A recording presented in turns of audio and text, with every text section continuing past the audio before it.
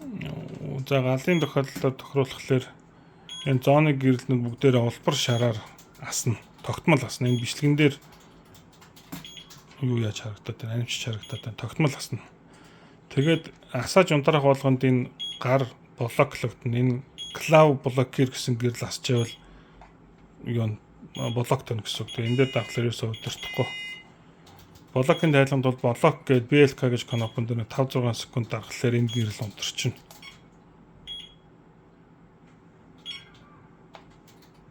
За ингээд удирдах болно гэсэн үг.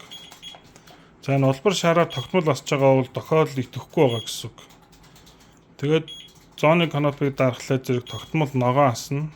Тогтмол ногоо асчээвэл бүх юм хэвийн зоон хяналтанд байгаа гэсэн үг. Харин хэсэг ногоо намчиж байгаад буцаад шараар намчиж өглөөл тухайн зоон гэмтэлтэй байна гэсэн үг. Тэгээд тогтмол ногоон байж хахад галын тохиолдолд төгшүүр ирэх юм бол тухайн зооны гэрэл улаанаар асна. Тэгээд энэ дэлгэцэн дээр нь пашаар тэдгээд зооныхын дугаар гараад ирнэ.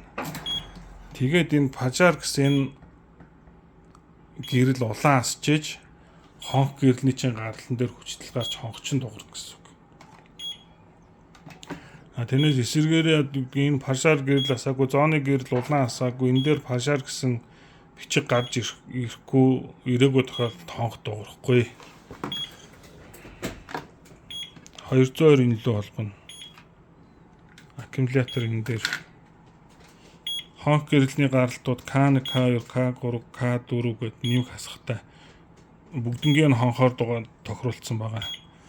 Энэ дээр хонх холбосны дараа утас болон энэ диоднуудын хөл хоорондоо коротклохгүйгээр энийг богиносгож хийгээрэй. Коротклоод удцсан тохиолдолд энэ процессорын шатаа төхөөрөмж тэр чигт ажиллагаа болчдөг.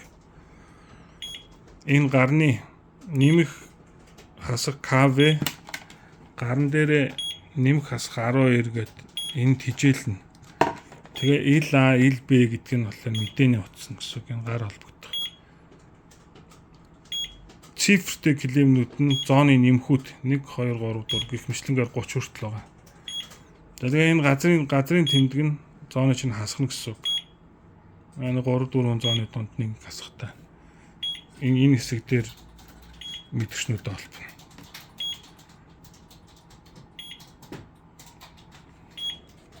За тохиргоог нь хийдсэн.